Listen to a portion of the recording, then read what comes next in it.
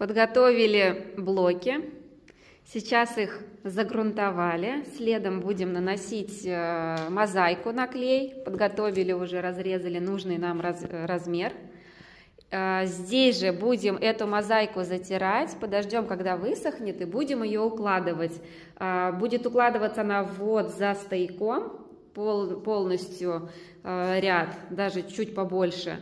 Затираем на месте и укладываем мозаику, потому что здесь не подобраться. Там очень плотно стоят стояки. Вот эту мы мозаику положили, но она еще не затерта. Здесь будет сложновато, конечно, подбираться, но справимся, думаю. А остальные ряды пойдут до потолка уже с готовой отделкой.